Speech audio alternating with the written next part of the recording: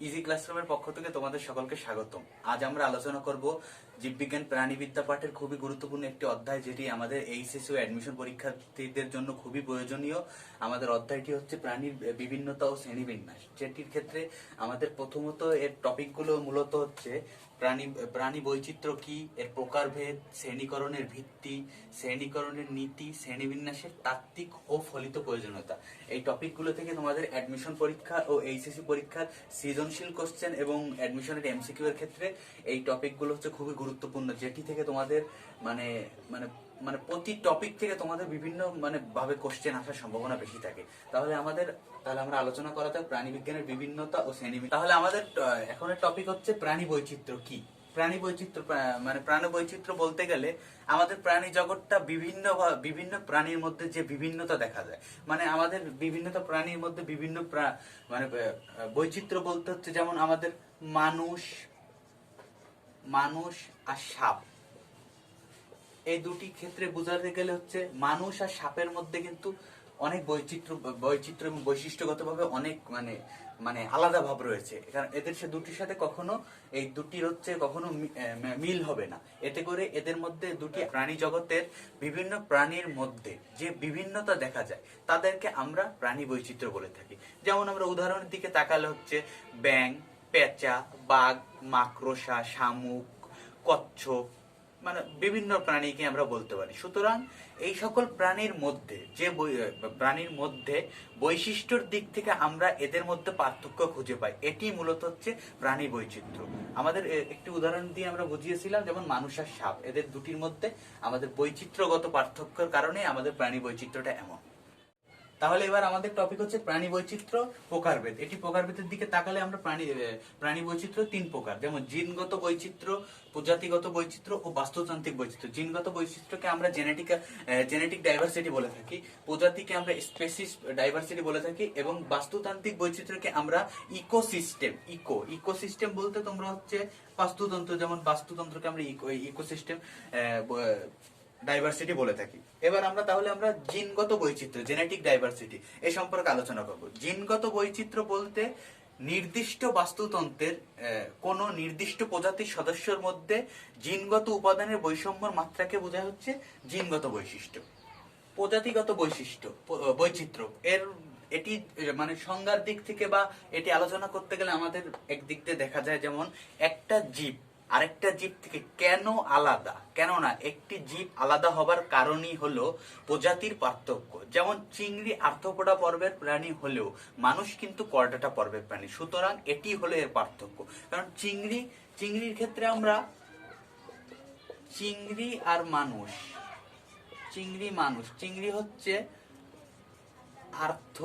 Arthropoda আর মানুষ হচ্ছে Chordata. এটি হচ্ছে এই প্রজাতিগত বৈশিষ্ট্য মানুষের মধ্যে পরিবর্তন করার এবং পার্থক্য করার একটি চমৎকার উদাহরণ হচ্ছে এই দুটি উদাহরণ, যেটির মাধ্যমে আমরা খুব সহজে দুটি পর্বকে আমরা প্রজাতিগত বৈচিত্র্য ভাবে আলাদা করে দিতে পারি। তাহলে এবার আমাদের টপিক হচ্ছে বাস্তুতান্ত্রিক বৈচিত্র্য। বাস্তুতান্ত্রিক বৈচিত্র্য বলতে বিভিন্ন বাস্তুর শক্তি প্রবাহ পুষ্টি চক্রের মাধ্যমে সংযুক্ত বিভিন্ন জীব সম্প্রদায়ের প্রজাতির মধ্যে ভিন্নতাকে বোঝায়। বাস্তুতান্ত্রিক বৈচিত্র্য বলতে আমরা সহজে বুঝি বিভিন্ন বাস্তুতন্ত্রের শক্তি প্রবাহ ও পুষ্টি চক্রের মাধ্যমে সংযুক্ত বিভিন্ন সম্প্রদায়ভুক্ত প্রজাতির মধ্যে ভিন্নতাকে বোঝায়। যেমন আমাদের হচ্ছে অনেক প্রকার, যেমন ভূমি আছে, যেমন তৃণভূমি, বনভূমি, মরুভূমি, জলভূমি ইত্যাদি। যেমন তৃণভূমির একটি প্রাণীর সাথে কখনো জলভূমির একটি প্রাণীর কখনো মিল হবে না। মরুভূমির একটির সাথে, যেমন বনভূমি বা তৃণভূমি বা জলভূমি, কারোর সাথে কারো কোনো বৈচিত্র্যের একই রকম থাকবে না। শক্তি প্রবাহ ও পুষ্টি গুণের মাধ্যমে এদের সর্বদিক থেকে জীব সম্প্রদায় সমূহ সম্পূর্ণভাবে আলাদা থাকবে। এটি হচ্ছে আমাদের বাস্তুতান্ত্রিক বৈচিত্র্য বা ইকোসিস্টেম। তাহলে এবার আমাদের টপিক হচ্ছে শ্রেণীকরণের ভিত্তি। তাহলে শ্রেণীকরণের ভিত্তির দিক তাকালে আমাদের বইয়ে বিভিন্ন রকম, যেমন বৈশিষ্ট্য, আকৃতি, ভ্রূণ স্তর, প্রতিসাম্য, খণ্ডায়ন, দেহ গহ্বর বা সিলোম, লিঙ্গ নির্ধারণ, জীবন চক্র এ সম্পর্কে আলোচনা হয়েছে। তাহলে আমরা বৈশিষ্ট্যর দিক তাকালে হচ্ছে আমরা বলতে পারি সাপ ও মানুষের মাঝে বৈশিষ্ট্য, কারণ সাপ আমাদের আগের টপিকে আমাদের উদাহরণে আমরা বলছিলাম যেমন সাপ আর মানুষের মতো পার্থক্য, বা আমরা চিংড়ি এবং মানুষের মতো, যেমন চিংড়ি হচ্ছে আর্থ্রোপোডা পর্বের প্রাণী, মানুষ হচ্ছে কর্ডাটা পর্বের প্রাণী। এটি হচ্ছে শ্রেণীকরণের ভিত্তির ক্ষেত্রে বৈশিষ্ট্যকে প্রকাশ করে। আকৃতি, এবার আকৃতির দিকে আমরা তাকালে হচ্ছে আমরা মানুষ দিয়ে বোঝাই, যেমন মানুষ আর পিঁপড়া, মানুষ আর পিঁপড়ার মাঝের আকৃতি কখনো এক হবে না, কারণ একজন মানুষের আকৃতি হচ্ছে মানে স্বাভাবিক ক্ষেত্রে একজন মানুষের ওজন ওজন বলতে গেলে আমরা 70 কেজিকে বোঝাই, কিন্তু একটি পিঁপড়াকে আমরা দেখলে মানে পিঁপড়া খুবই নগণ্য, যাকে পরিমাপ করলে আমাদের কোনো মানে ওজনের ক্ষেত্রে সেভাবে দাঁড়াবে না পিঁপড়ার ক্ষেত্রে। এভাবে আমরা আকৃতির ক্ষেত্রে দেখতে গেলে কখনো মানুষের পিঁপড়ার আকৃতি এক হবে না। তাহলে আমাদের টপিক হচ্ছে যেমন ভ্রূণস্তর। ভ্রূণস্তরের ক্ষেত্রে আমরা ভ্রূণস্তরের ক্ষেত্রে যেমন দ্বিস্তরী আর ত্রিস্তরী, এই দুটিকে আমরা খুবই সহজভাবে বোঝাই। যেমন দ্বিস্তরী প্রাণী বলতে হচ্ছে, যেমন আমরা একটি উদাহরণ দিলে হাইড্রা হচ্ছে দ্বিস্তরী প্রাণী, আর ত্রিস্তরী প্রাণী বলতে হচ্ছে মানুষ, যাদের মাঝে একটোডাম, এন্ডোডাম, মেসোডাম সকল কিছুই থেকে থাকে। তারপর প্রতিসাম্য বলতে হচ্ছে যে সকল প্রাণীকে কোনো না কোনো অক্ষ বা তল বরাবর ভাগ করা যায়, তাদেরকে আমরা প্রতিসাম্য প্রাণী বলি। খণ্ডাকায়ন বললে প্রথমত আমাদের কাছে কেঁচোর খণ্ডাকায়ন বলা হয়। যেমন কেঁচোকে আমরা ভাগ করলে যে কোনো খণ্ডে আমরা ভাগ করতে পারি, যেমন কেঁচোর খণ্ডায়ন করলে হচ্ছে আমরা কেঁচোকে লম্বা বরাবর ভাগ করতে পারি। এটি হচ্ছে মানে কেঁচোর খণ্ডাকায়নের উদাহরণ দিয়ে আমরা। তাহলে আমাদের টপিক হচ্ছে দেহগহ্বর বা সিলম। দেহগহ্বর বা সিলম বলতে হচ্ছে দেহগহ্বর বা সিলোম আমরা বলে থাকি হচ্ছে মানে আমাদের মানে দেহ অভ্যন্তরে মেসোডাম থেকে হচ্ছে সৃষ্ট মানে সকল কিছু মানে আমরা মেসোডাম থেকে সৃষ্ট মেসোডোমিয়াল কোষে হচ্ছে আমাদের যে দেহ গহ্বরটি গঠিত, সেটিকে আমরা পেরিটোরিয়াম নামক পর্দা দ্বারা দেহ গহ্বর আবৃত থাকে। এটি হচ্ছে অনেক ক্ষেত্রে আমাদের দেহ গহ্বরকে আমরা দেহ গহ্বর বা সিলোম হচ্ছে আমাদের পেরিটোরিয়াম পর্দা দ্বারা আবৃত থাকে। অনেক ক্ষেত্রে আবার অনেক গহ্বর কিন্তু সিলোম নয়। আমরা খুব সহজে মানে পেরিটোরিয়াম পর্দা দেখলে আমরা সেটিকে সিলোমের সাথে তুলনা করে ফেলি, কিন্তু দেহ গহ্বর আবৃত বা সিলোম এই পেরিটোরিয়াম পর্দা নাও থাকতে পারে। সিলোমের লিঙ্গর ক্ষেত্রে হচ্ছে আমরা এক লিঙ্গ বা উভলিঙ্গ প্রাণীটি এক লিঙ্গ হবে না উভলিঙ্গ হবে, বা পুরুষ হবে বা স্ত্রী হবে। যেমন আমাদের ঘাসফড়িং এর ক্ষেত্রে দেখতে গেলে আমরা দেখি হচ্ছে এটি পুরুষ ঘাসফড়িং বা স্ত্রী ঘাসফড়িং, এতে অ্যানাল সার্কাস আছে কি অ্যানাল সার্কাস নেই, এমন পার্থক্যের ক্ষেত্রে আমাদের এই শ্রেণীকরণের ভিত্তিগুলো লিঙ্গ ব্যবহার হয়। জীবনচক্রের ক্ষেত্রে হচ্ছে যেমন মানুষ,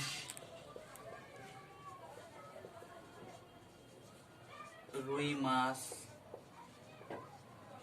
পিঁপড়া, সাপ, এই চারটির ক্ষেত্রে হচ্ছে যেমন জীবনচক্রের ক্ষেত্রে কিন্তু প্রত্যেকটা প্রাণীর জীবনচক্র কিন্তু ডিফারেন্ট টাইপ, বিভিন্ন রকম হয়ে থাকে। যেমন মানুষের জীবনচক্র যেমন শুক্রাণু ডিম্বাণুর মাধ্যমে জাইগোটে উৎপন্ন হয়ে সেটি থেকে আমাদের জীবনের উৎপত্তি লাভ হয়। রুই মাছের ক্ষেত্রে বহিঃনিষেক ঘটে, তারপরে পিঁপড়ার ক্ষেত্রে, সাপের ক্ষেত্রে, এগুলো হচ্ছে সব আমাদের জীবনচক্রের ক্ষেত্রে প্রত্যেকটি প্রাণীর ক্ষেত্রে মানে ডিফারেন্ট বিভিন্ন ভাবে হয়ে থাকে এদের জীবনচক্র। শ্রেণীকরণের ভিত্তির ভিতর ভ্রূণস্তর একটি ইম্পর্টেন্ট টপিক। এই ইম্পর্টেন্ট টপিকের দিকে দেখলে আমাদের ভ্রূণস্তর সবাই জানি। আমাদের ভ্রূণস্তরের ক্ষেত্রে হচ্ছে যেমন একটি শুক্রাণু থেকে যখন যাত্রা উৎপন্ন করে n সংখ্যক একটি হ্যাপ্লয়েড আর n সংখ্যক একটি হ্যাপ্লয়েড উৎপন্ন হওয়ার পর 2n সংখ্যক ডিপ্লয়েড উৎপন্ন হয় যেমন ভ্রূণ। এই ভ্রূণ থেকে পূর্ণাঙ্গ মানুষ বা প্রাণীতে পরিণত হয়। যেমন ভ্রূণস্তর প্রধানত দুটি স্তরে গঠন করে, যেমন দ্বিস্তরী আর ত্রিস্তরী। দ্বিস্তরী প্রাণী বলতে দুটি মাত্র স্তর থাকে, একটোডাম আর এন্ডোডাম, এতে মেসোডাম অনুপস্থিত থাকে। আর ত্রিস্তরীতে হচ্ছে একটোডাম, এন্ডোডাম, মেসোডাম তিনটি উপস্থিত থাকে। যেমন দ্বিস্তরীর ক্ষেত্রে হচ্ছে একটোডাম আর এন্ডোডাম, মেসোডাম অনুপস্থিত থাকে। আর ত্রিস্তরীর ক্ষেত্রে হচ্ছে মেসোডাম যা মেসোগ্লিয়া বা যেটিকে অকোষীয় অঙ্গাণু বা দ্বিস্তরীর ক্ষেত্রে থাকে, আর মেসোডামে মেসোগ্লিয়া অনুপস্থিত থাকে। এটি এখানে একটি ইম্পর্টেন্ট টপিক। আর হচ্ছে ভ্রূণস্তর হচ্ছে অঙ্গ প্রত্যঙ্গ তৈরির ক্ষেত্রে যেমন দ্বিস্তরী ত্রিস্তরী, এই টপিকটি ইম্পর্টেন্ট। এটির মধ্যে যেমন একটোডাম, এন্ডোডাম আর হচ্ছে ত্রিস্তরিত ক্ষেত্রে তিনটি থাকে, একটোডাম, এন্ডোডাম, মেসোডাম। তাহলে আমাদের টপিক হচ্ছে প্রতিসাম্যতা। প্রতিসাম্যতা বলতে হচ্ছে আমরা বুঝি যে সকল প্রাণীকে যে কোনো অক্ষ বা তল বরাবর ভাগ করা যায় তাদেরকে আমরা প্রতিসাম্যতা বলে থাকি। প্রতিসাম্যতা প্রধানত 4 প্রকার: গোলীয় প্রতিসাম্যতা, অরীয় প্রতিসাম্যতা, দ্বিঅরীয় প্রতিসাম্যতা আর দ্বিপার্শ্বীয় প্রতিসাম্যতা। গোলীয় প্রতিসাম্যতা, যেমন গোলীয় প্রতিসাম্যতার উদাহরণের দিকে আমরা তাকালে যেমন ভলভক্স, রেডিওলারিয়া, হেলিজোয়া ইত্যাদিকে বোঝায়। অরীয় প্রতিসাম্যতা যেমন হাইড্রা, জেলিফিশ, সি অ্যানেমন। তোমাদের একটি ইম্পর্টেন্ট এমসিকিউ যেটি হচ্ছে সবসময় অনবরত এসে থাকে, হাইড্রাকে কোন প্রতিসাম্যতা বলা হয় বা জেলিফিশকে কোন প্রতিসাম্যতা বলা হয় বা সি অ্যানিমন, এটি অতটা ইম্পর্টেন্ট না, কিন্তু হাইড্রা, জেলিফিশ কোন প্রতিসাম্যতার ভাগে পড়ে থাকে। যেমন এমসিকিউ এর ক্ষেত্রে চলে আসে নিচের কোন নিচে অরীয় প্রতিসাম্যতা নিচের কোনটি।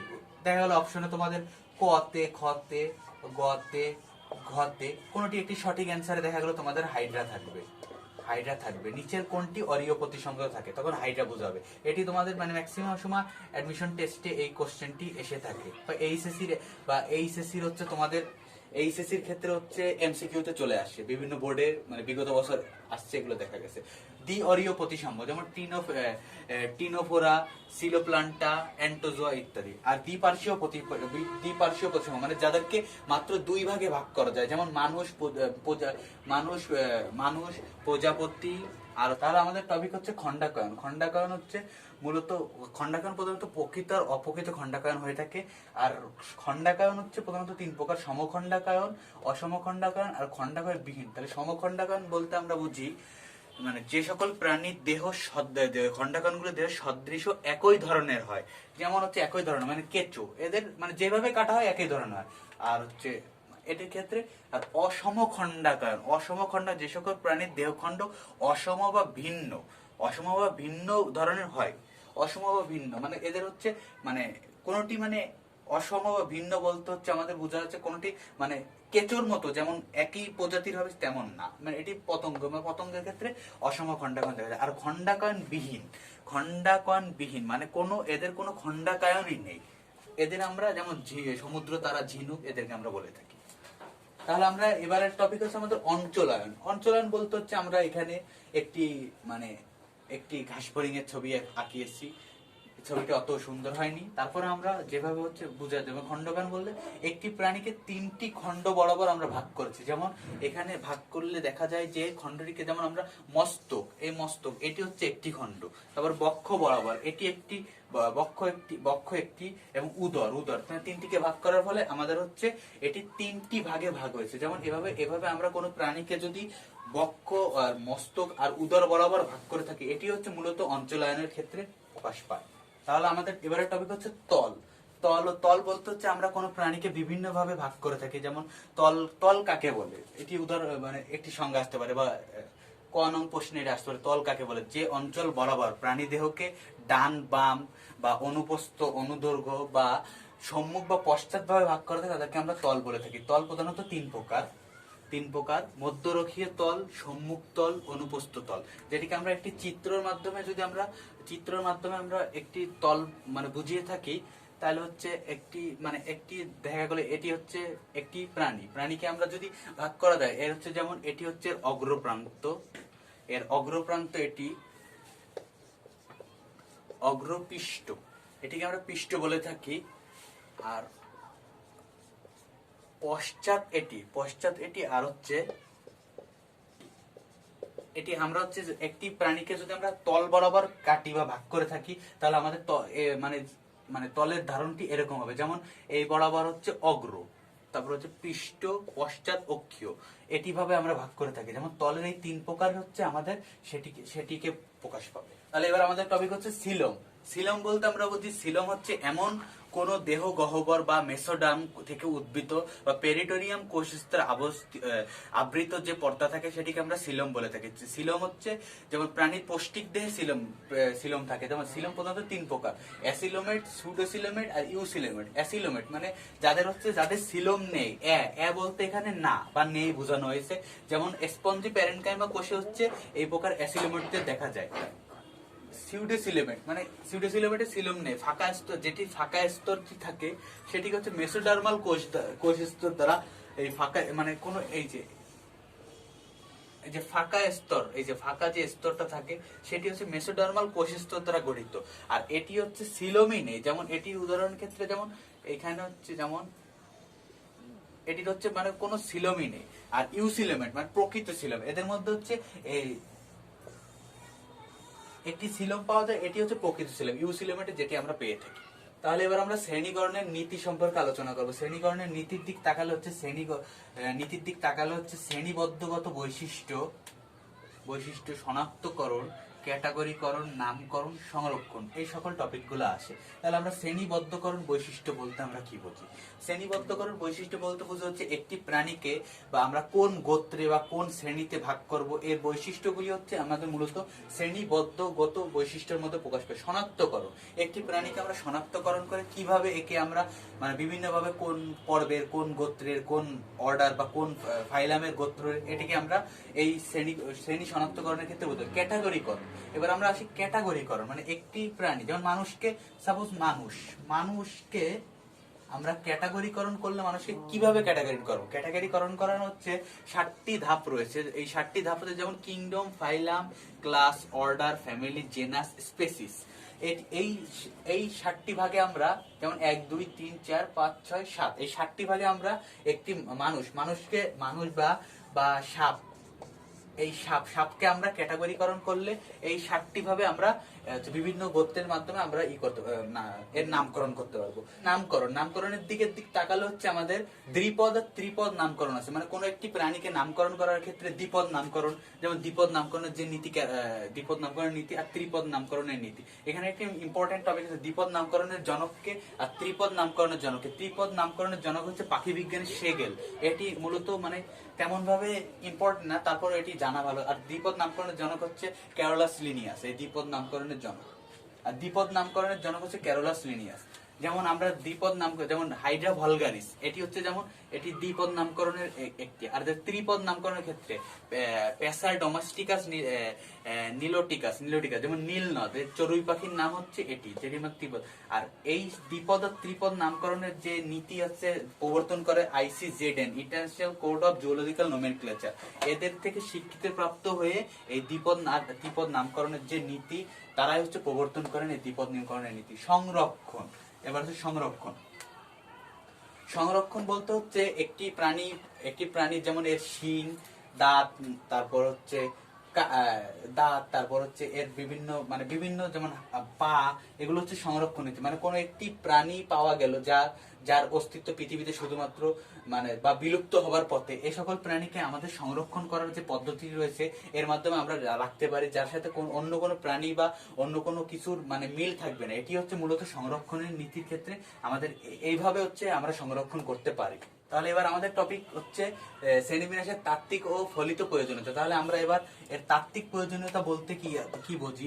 এই তাত্ত্বিক প্রয়োজনীয়তাটি তোমাদের অনেক ক্ষেত্রে সৃজনশীল প্রশ্নের ঘ নং কোশ্চেনে এর তাত্ত্বিক বা ফলিত বৈশিষ্ট্যের প্রয়োজনীয়তা আসতে পারে, কারণ এটি এমসিকিউ এর ক্ষেত্রে জরুরি না হলেও রিটেনের ক্ষেত্রে এটি প্রয়োজনীয়। যেমন এর তাত্ত্বিক বৈশিষ্ট্য ক্ষেত্রে আমরা কিছু বলতে পারি, বইয়ে যা আছে আমরা শর্টকাট করে এর ভিতরে কিছু ইম্পর্টেন্ট টপিক গুলো নিয়ে এসেছি। যেমন শ্রেণীবিন্যাসের অন্যান্য প্রাণী সম্পর্কে ধারণা জন্মে, মানে শ্রেণীবিন্যাসের অন্যান্য প্রাণী সম্পর্কে ধারণা বলতে হচ্ছে যেমন যে কোনো শ্রেণীবিন্যাসের যে কোনো গত প্রাণী, যেমন সাপ, মানুষ বা একটি নতুন যেমন ভলভক্স, হাইড্রা, সি অ্যানিমন, এই সকল ক্ষেত্রে যে কোনো প্রাণী সম্পর্কে ধারণা জন্মে। তারপর কম পরিশ্রমে যে কোনো প্রাণী সম্পর্কে ধারণা করা যাবে। যেমন কম পরিশ্রম তুমি খুব সহজে এর তাত্ত্বিক দিক থেকে তুমি যে কোনো প্রাণী সম্পর্কে ধারণা নিতে পারবে, কম সময়ে জানা যাবে। অল্প সময়ে তুমি এর বৈশিষ্ট্য, গঠনগত দিক সম্পর্কে জেনে তুমি এই তাত্ত্বিক দিক থেকে জানতে পারবে। তারপরে প্রাণী জগতের মধ্যে পারস্পরিক সম্পর্ক স্থাপন করতে পারবে তুমি, যেমন বিভিন্ন পর্বের মধ্যে পারস্পরিক সম্পর্ক বা এর বৈশিষ্ট্যগুলো খুব কাছাকাছি তোমাদের মিলে যায়, এর সাথে তোমরা হচ্ছে এর তাত্ত্বিক বৈশিষ্ট্য বা পারস্পরিক সম্পর্ক স্থাপন করতে পারো। বিবর্তন ধারণা সম্পর্কে জানতে পারো। বিবর্তন একটি বড় টপিক, যা হচ্ছে তোমাদের যেমন বিবর্তন একটি অধ্যায় রয়েছে, এখানে গেলে তোমরা এর বিস্তারিত আলোচনা করতে পারবা। তারপরে নতুন প্রজাতি শনাক্তকরণের ক্ষেত্রে এই তাত্ত্বিক প্রয়োজনীয়তা খুবই গুরুত্বপূর্ণ। কোন নতুন প্রজাতি আবিষ্কার হয়েছে বা অনুসন্ধান করে পাওয়া গেছে, এটির মাধ্যমে শ্রেণীবিন্যাসের তাত্ত্বিক প্রয়োজনীয়তা বোঝা যাবে। তাহলে এবার আমাদের টপিক হচ্ছে প্রাণী শ্রেণীবিন্যাসের ফলিত প্রয়োজনীয়তা। ফলিত প্রয়োজনীয়তার ক্ষেত্রে তোমাদের বই যে মানে যেগুলো বিস্তারিত আলোচনা রয়েছে তার মধ্যে কিছু শর্টকাটের ভিতর আমরা যেমন এর অর্থনৈতিক গুরুত্ব, প্রাণী শনাক্তকরণ এবং কৃষিকাজের লাভজনক পদ্ধতি। কৃষিকাজের ক্ষেত্রে লাভজনক পদ্ধতি যেমন মানে বিভিন্ন রকম মানে সেচ, তারপর হচ্ছে মানে পোকা দমনের ক্ষেত্রে হচ্ছে যে পদ্ধতিগুলো ব্যবহার করা হয়, এগুলো সব হচ্ছে ফলিত প্রয়োজনীয়তার ভিতরে আসে। যেমন বন্যপ্রাণী সংরক্ষণে আমাদের যে সাহায্য করে, যেমন বন্যপ্রাণী সংরক্ষণ, যেমন কিছু প্রজাতি আছে যেমন এই বনে যেগুলো বসবাস করে এগুলো খুবই গুরুত্বপূর্ণ। এসব সংরক্ষণের ক্ষেত্রে আমাদের এই ফলিত নীতি বা প্রয়োজনীয়তা খুবই গুরুত্বপূর্ণ। যেমন ভূত্বক সম্পর্কে জ্ঞান লাভ করা, যেমন ভূত্বক মাটির নিচে বা এর বা লুকিয়ে থাকা বিভিন্ন রকম মানে যে পুরনো কালের যে মানে প্রাণীগুলো আছে বা এই সন্ধান সম্পর্কে আমরা যে আলোচনা করতে পারবো, এগুলো হচ্ছে সকল ক্ষেত্রে ফলিত প্রয়োজনীয়তার ভিতরে চলে যায়।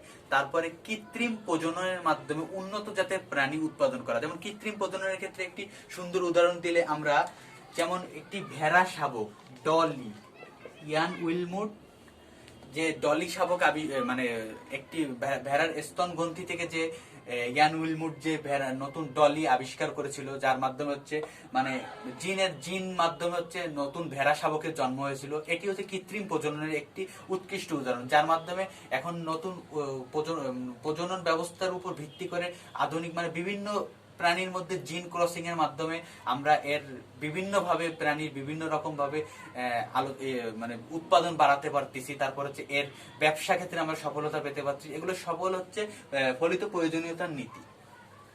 টপিক হচ্ছে এগুলোর মধ্যে সীমাবদ্ধ থাকলো, আর পরবর্তী পর্বে আমাদের বাকি মানে পর্ব সম্পর্ক, তারপর হচ্ছে যে আলাদা করডাটার যে পর্ব আছে এগুলো সম্পর্কে আমরা পরবর্তী পর্বে আলোচনা করব। আর আমাদের যদি ভিডিওটি তোমাদের ভালো লেগে থাকে অবশ্যই তোমরা শেয়ার করবে এবং সাবস্ক্রাইব করবে, আর আমরা তোমাদের সাথে থাকবো। ধন্যবাদ।